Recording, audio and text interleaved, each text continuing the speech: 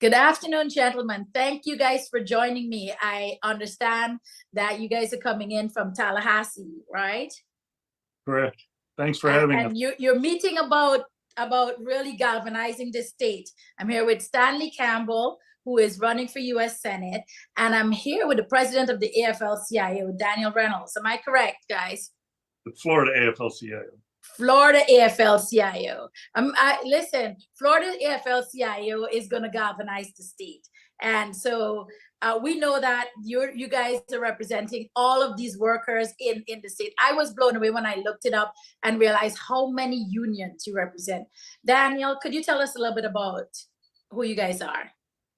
The AFL-CIO is the umbrella organization for almost all of the labor unions in the United States. And then we have state chapters in each of the states, and then we have chapters in the territories, Virgin Islands, Puerto Rico, et cetera. In Florida, we have over 60 international affiliates affiliating their local unions with us, which is over 400 local unions, representing over 500,000 union members in the state of Florida. And then our political universe includes their households and union retirees, which so our political database is around 1 million registered voters in the state of Florida. And, Stanley, tell us a little bit about you. You're running for U.S. Senate, and then we'll come back to now how you guys are going to energize the state. Tell us a little bit about who you are. So I'm Stanley Campbell, and I'm running for the United States Senate in the great state of Florida. I'm actually from Florida, born and raised in Miami, educated on Miami Beach, and then I took that 2.6 grade point average all the way up to Florida A&M University, where I got my degree in physics and mathematics. And if that wasn't enough, I joined the United States Navy to become a pilot, and I obviously served about 7.5 years as a pilot in the United States Navy. And Stanley, I know you have an affinity for union. I followed your campaign for a while, and I've seen that. Tell us a little bit about why the unions are at your heart. I know unions and veterans; those are your two key people. Well, I can tell you, a lot of union members are veteran members as well. For me, for me, I was born in a union household. I remember the day that my father took that union job and moved us out of an apartment into a house that had grass all the way around the yard. And so I saw firsthand for my entire life that what the union can do, how the union moves a family into the middle class. And having, when I left the military, I started a company, an aviation company, and lo and behold, I wound up flying Reverend Jesse Jackson through two of his campaigns, and both of them were largely supported by the union, meaning the union paid a lot of our bills as we flew around the country. And I know we've heard you say that basically that moment of him getting that kind of job with that was a point that started you on your way to success. You say that a lot. So Daniel, we'll come over to you. Talk to us tangibly about why you guys fight for the middle class in Florida. Why do you fight for the workers? And what are things that people need to understand that it makes a difference to their daily lives, the fight that you guys fight? Well, at the base of it is the organizing people in their workplace to have democracy in the workplace through a union negotiated contract that then gets ratified by the workers themselves. But on the political end, clearly the things we fight for include better wages, working conditions, safety, job creation.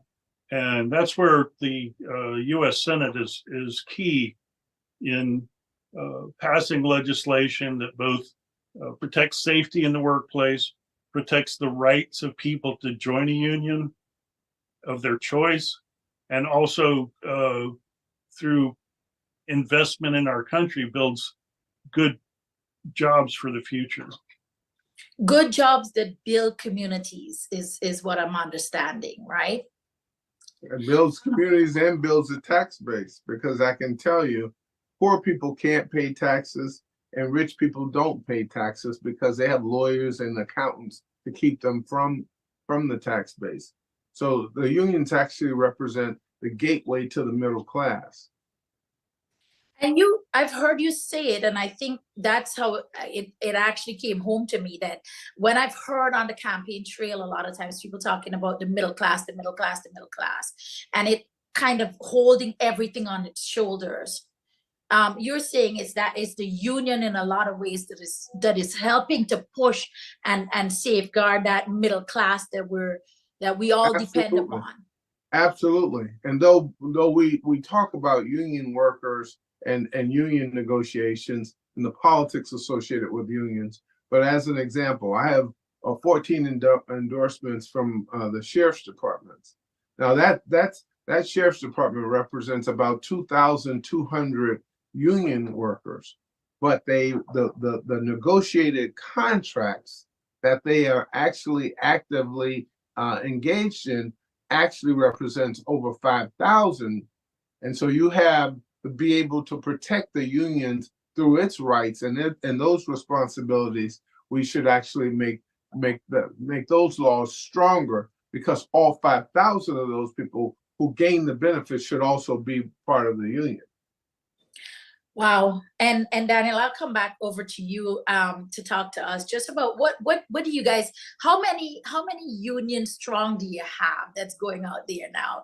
I know that, we talk about from Tallahassee to Jacksonville, well, Pensacola to Jacksonville, all the way down to the Keys. We've got union workers. About how many people do you have across this state? It's over 500,000 active dues paying union members, but then our database includes retirees and the households of those union members. And let me just talk a little bit about our endorsement process and how we came to support Mr. Campbell. We just held an endorsing convention in Miami, and we are the endorsing body for the state of Florida for statewide races. So of course, US Senate is the statewide race.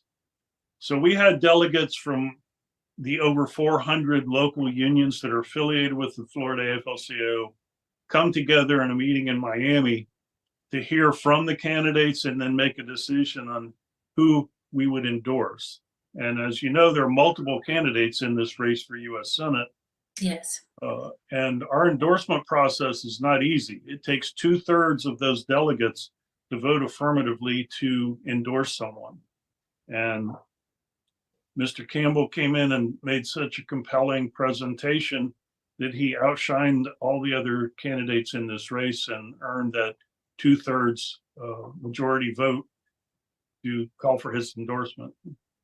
And not to ask about what was on the questionnaire or what were the questions, but if there was something, maybe one thing that highlighted him as a standout for you, what would it be?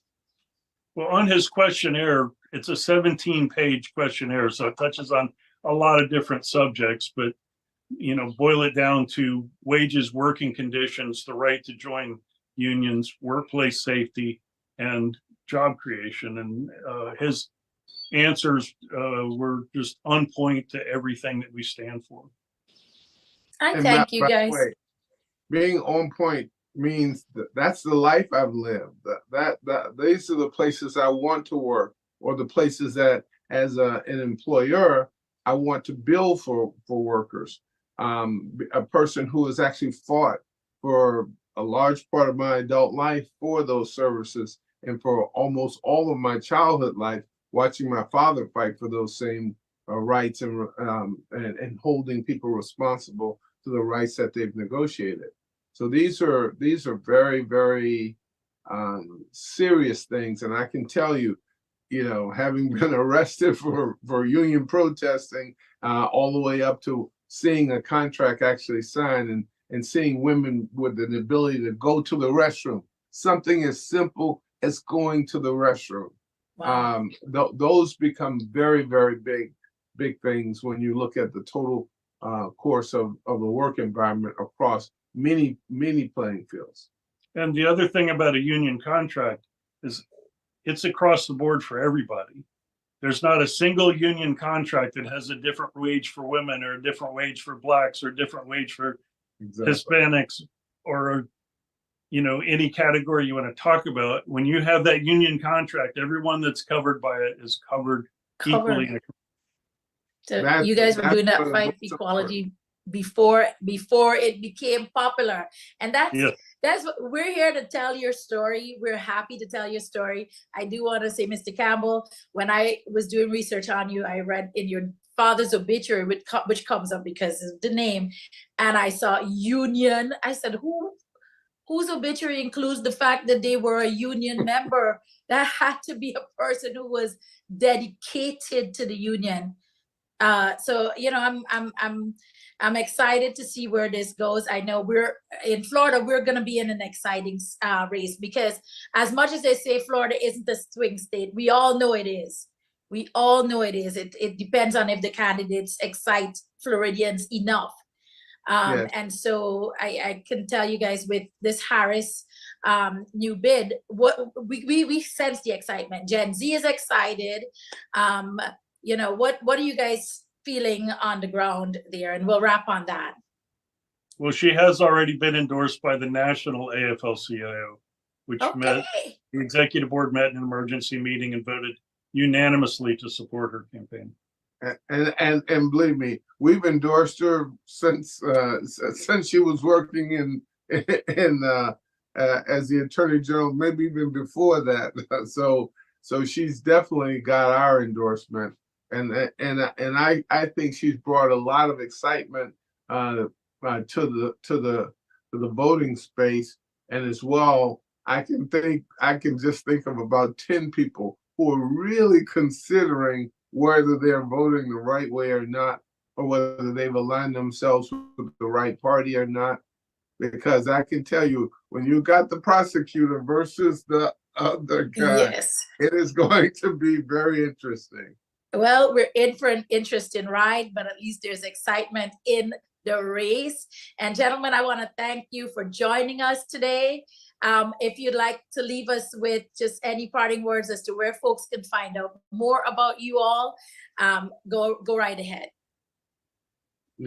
August 20th is the primary, or if you're voting earlier by mail, get those ballots in for Stanley Campbell for U.S. Senate. And believe me, we want you to go to the website and look up StanleyForFlorida.com. That's StanleyForFlorida.com. Look us up, volunteer, definitely leave us some money, because we cannot do this alone. So thank you all. Thank you, gentlemen. Hi, this is Stanley Campbell coming from the International Brotherhood of Electrical Workers. We just had a meeting in there, and I can tell you they're fired up about this campaign. We got the AFL-CIO endorsement. This is a very powerful thing in the state of Florida, and electrical unions are the heart of that endorsement. Thank you. Looking forward to seeing you on the campaign trail.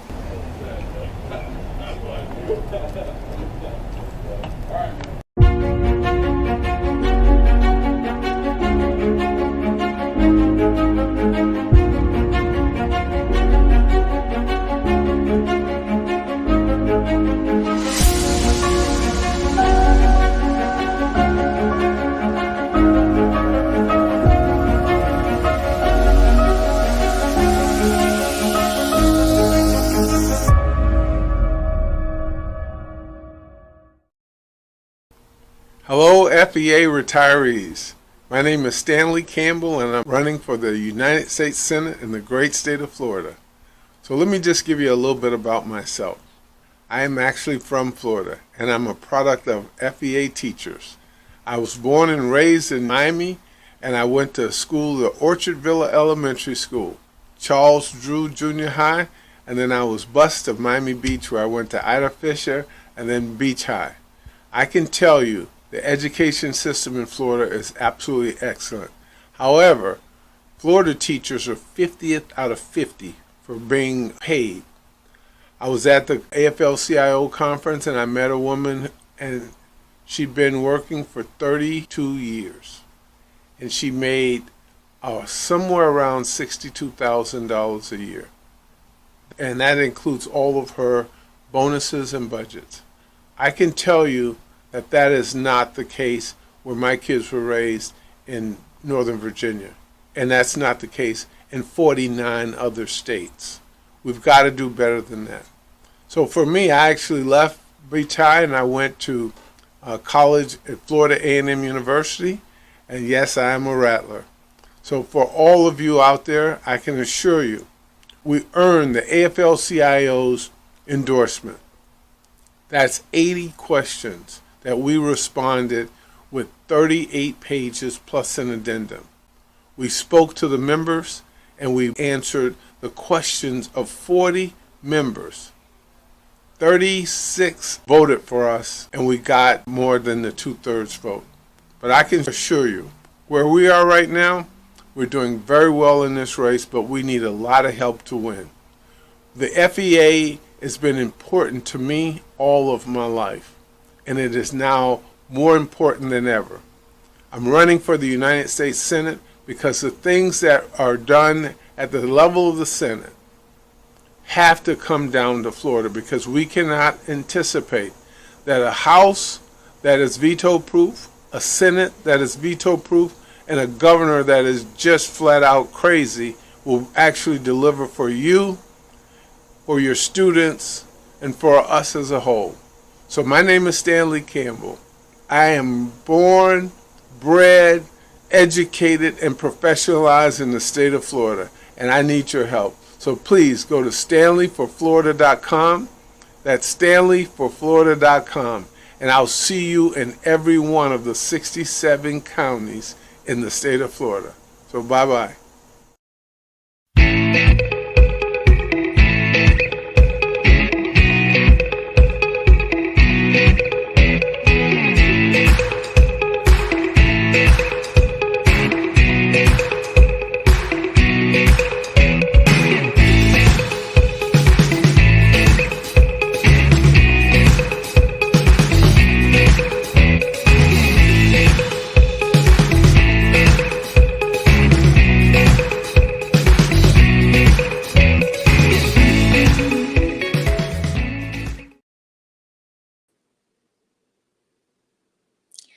Thank you for tuning in today to the CAP Marketplace Report.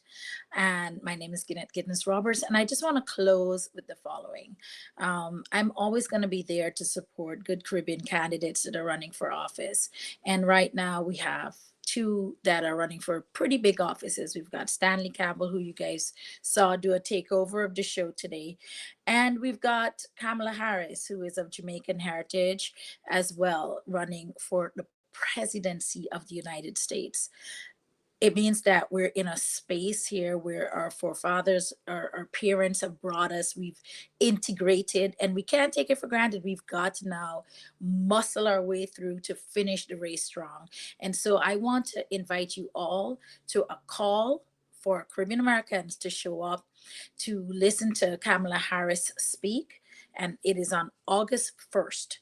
Go to CaribbeanAmericanPassport.com and you will find details for the call August 1st, which is Thursday. Join us for the Kamala Harris call. And again, this is a chance for the Caribbean American community to make history. No matter where you stand, Democrat, Republican, when folks are running and you have a good, solid person that knows your community, people stand with that person. So we want to invite you to hear her stand. Get the input that you need. Send questions ahead of time so that you can let her know what you would like to hear spoken. That's how you share what you want from a future leader. And so we invite you to join the process. It starts by joining the calls. And so August 1st, don't forget, go to CaribbeanAmericanPassport.com for the information on that Kamala Harris call. We've seen that other communities have broken the Zoom. It's time now for us to break the Zoom and support one of our own. Again, this is Ginette Giddens Roberts, and I am just wrapping for the Marketplace CAP report. Join me again next Wednesday at 1:30 right here. Today we're taking a little vacation on the west end of St. Croix, visiting a seaside restaurant called the Beachside Cafe here at Sandcastles on the Beach. The atmosphere is just wonderful. You just feel very welcome when you're here. Hi!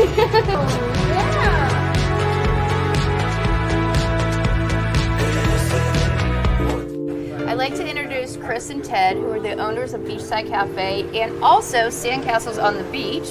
This is amazing! Thank you. Sandcastle on the Beach is quiet and friendly, relaxing. I often entertain guests, and this is the one place I always try to bring people.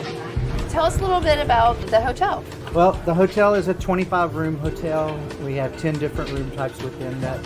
We also have, of course, our greatest asset, the ocean out there, which our side of the island is very calm typically. So it's the best swimming beach and also great for snorkeling. And just walking and doing a nice walking beach tour. Absolutely. Yeah. Best beach access is right here, so we love them.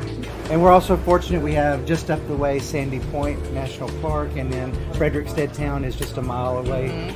And so we're really fortunate to be in this perfect spot.